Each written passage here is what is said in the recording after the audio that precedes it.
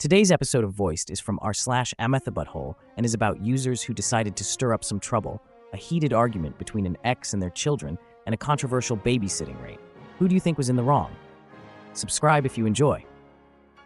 We have now updated the contest mode to 60 minutes after significant feedback requesting it. The beta test will be extended to August 14th. We have now updated the contest mode to 60 minutes after significant feedback requesting it. The beta test will be extended to August 14th. It has now been approximately 6 days since our test began. Please see below for some comparative information. We noticed massive increases in time until top comment. Before, the top comment was posted within the first 4.47 minutes on average. With the 30-minute contest mode, the top comment is posted around 6.82 minutes after the thread's creation on average. This is approximately a 30 to 40% increase. With the 60-minute contest mode, top comment is posted around 11 minutes after the thread's creation on average. This is an incredible increase and very rare for Reddit as a whole. We are taking this as a win. Around 120 to 150% increase. Unfortunately, we can't ever address the issue that a comment posted 10 minutes earlier will get more visibility and upvotes. However, this has mitigated the issue slightly, and now there is a much larger window for people to write more quality comments. Currently, the average top comment is approximately 246 characters long, or 41 words according to Google. We do not have concrete statistics for comment length prior to the change. However, we know it was much shorter. I think it was somewhere around 50%. This shows that the contest mode has allowed users to write longer comments without worrying about being first. Longer comments don't always mean higher quality, but we have noticed a significant improvement to the overall comment quality based on personal use and community feedback. More information to be seen. We will be releasing a poll shortly, along with a new thread. Hey all you jerks and judges. We recently ran a few statistics on our subreddit, and we found a major problem. A huge percentage of our top voted comments are made in the first 5 minutes after the thread's creation. We think that's a problem. A comment shouldn't be considered top just because it was posted first. We want to encourage quality and thoughtful comments rather than 3-word quips. So, we've decided to mess with the sub. For the first 60 minutes after a thread is posted, it will run contest mode. The comment order will be random and not sorted by popularity. You won't be able to see the karma score of comments during this time. Once the full hour is up, you'll regain visibility on everything. The comment order will then switch to best. Why did we do this? The first comment shouldn't have an unfair advantage. By opening 30 minutes of randomization, everyone posting in the first 60 minutes has a more fair and equal chance of having their comment seen by the community. No one's comment will be buried into oblivion anymore. We tried contest mode in the past, but for much longer, a few hours. It didn't work out well. A 60-minute length will not have as much of an impact on a thread's popularity, and hopefully you guys will like it better. Wow, what a journey from subreddit innovations to family dynamics. From experimenting with contest modes to extend engagement and quality of comments, we now shift gears to a deeply personal story unfolding between a father and his ex-partner. Let's dive into the complexities of co-parenting and the challenges that arise when emotions run high. AITA for yelling at my ex in front of my daughters. I am a 37-year-old male with 3 girls aged 8, 10, and 12. Their mother left us for another man when our youngest was around 4 years old. My ex still maintains contact and pays child support. A few weeks ago, while doing laundry, I saw red spots on my oldest's underwear. I asked her if she knew about it, and she cried and told me she tried to call her mom, but my ex didn't call back. She'd been stuffing toilet paper in her underwear, hoping that would work. I explained to her that periods are nothing to be ashamed of, and took her to the store to pick out brands of feminine products she wanted to use. She picked Playtex Sport because she's a gymnast. After we were done, I decided I should do the same thing with my other 2. My 12-year-old volunteered to be part of preparing them, and we made a whole night of it. It was wonderful, and I learned a lot. I even learned what a menstrual cup is and how they benefit the environment. The other day, my ex called back. I'll usually arrange a video chat and leave the room so they can have some alone time. And when they're done chatting, I'll come back in to talk about boring co-parenting stuff like school, bills, etc. This last time, my ex was furious with me for talking about periods with the girls. She shouted at me that I was sick and perverted. Why didn't I call her myself if I knew it was so urgent? I could have called one of their grandmother's aunts, but my mom has dementia, while her mom and sisters call me a loser because I teach kindergarten, so I'm not fond of them. My ex told me I was being immature and should have just toughed it out for the girls.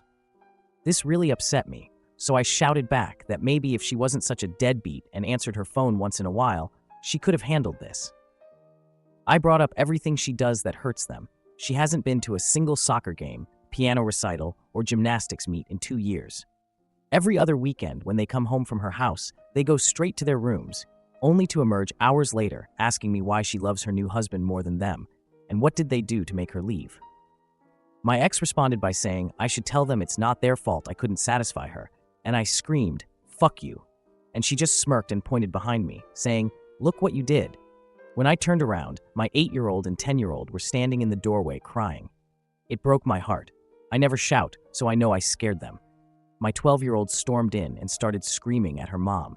And while I appreciate her sticking up for me, this is not a battle I want her fighting. My ex hung up before I could fully de-escalate the situation, and let's just say the girls have been given free reign of the ice cream and limitless hours of video games because I feel so bad. I even watched all the Twilight movies with them, so don't say I don't love them. But in this instance, am I the asshole for shouting? Wow, that escalated quickly. It's clear that the conversation between this Redditor and their ex took a heated turn. But let's take a step back from the drama of family dynamics and dive into another situation where someone is trying to navigate the complexities of work and personal time. Next up, we have a story about valuing one's time and expertise in a different context entirely. AITA for saying my babysitting rates are $35 an hour. I'm a software engineer with a full-time job and a side hustle of doing freelance coding work in my own time. I've always been the type to have a side hustle that I put a lot of my free time into. I get really bored sitting idle. My freelance hourly rates are $60 an hour, and at my full-time job, my hourly pay works out to about $40 an hour. That's how I value my time. Anyway, over the Christmas vacation, I was staying at my parents' house. My cousin was also staying over with her 3 young kids from Christmas to New Year's. I'd been planning on doing some work on my freelance projects when I had free time, in the mornings when my family had no plans. I wasn't in any rush. I was already ahead of schedule on them all, but I didn't really have anything else to do. It was in a really rural area, and it's like an hour drive to the nearest town or city. Then my cousin and her husband asked if I could babysit all day for 3 days so they could visit some friends in the area and hang out with just adults. I said I had planned on doing freelance work at the library, and she offered to pay me to babysit. I said I could if they got close to my freelance rates. She wanted a number, and although my freelance rates are $60, I didn't feel like that was right. It was high. But I didn't want to go too low. Honestly, babysitting 3 kids would be harder for me than the routine coding work I had for my freelance project. I don't know a lot about kids, and I've never babysat for long, and I had a feeling it would be stressful and difficult. So I said $35, which is below what I make hourly at work, and what is the bare minimum I would value my time for, if that time is spent doing difficult work. And she became very upset with me, saying that's an unreasonable rate for babysitting, that I was entitled and being selfish, that I'm trying to take advantage of the fact that she didn't have other options, etc. I said that is way below what I would be making if I had the time to do my own work, and I would be putting off my own work to babysit. Her husband then got mad at me, saying that I was a 24-year-old female, that I'm almost a child myself, that my time is not worth that much and it's childish to say that it was, and that I was an unintelligent girl for not knowing that babysitting costs like $15 an hour. When I grew up and have kids of my own, I will see how stupid I was being. I was kind of done with being called stupid, so I just told them I hoped they could find someone else. My mother thinks that I asked for something offensive, and my cousin and her husband obviously did too. Am I the asshole for giving that number? Before I talk about today's posts, please consider subscribing to stay updated on more engaging content like this. Today, we have some really interesting Reddit threads to dive into. The first post highlights a major update from the subreddit, extending their beta test to August 14th and introducing a 60-minute contest mode. This change has led to some incredible increases in the time it takes for the top comment to be posted, which is fantastic news for those who want more thoughtful and quality comments. It's amazing to see how this small tweak can have such a significant impact on user engagement. The second post is a heart-wrenching story about a dad dealing with his ex-wife and their daughter's periods. The dad handled the situation beautifully, but things got heated when he confronted his ex about her lack of involvement in the girls' lives. It's tough to see how this argument affected the kids, and it really makes you think about the complexities of co-parenting. Lastly, we have a post about babysitting rates and the value of time. The OP is a software engineer who was asked to babysit her cousin's kids for 3 days.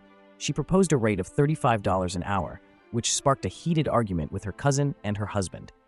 It's interesting to see how different people value their time and skills, especially when it comes to family dynamics. I'd love to hear your thoughts on these posts in the comments below. Do you think the dad was out of line for shouting at his ex? Should the OP have charged less for babysitting? Let me know what you think. Thank you for listening to today's episode of Voiced. If you enjoy daily, high-quality stories, please like and subscribe to show your support.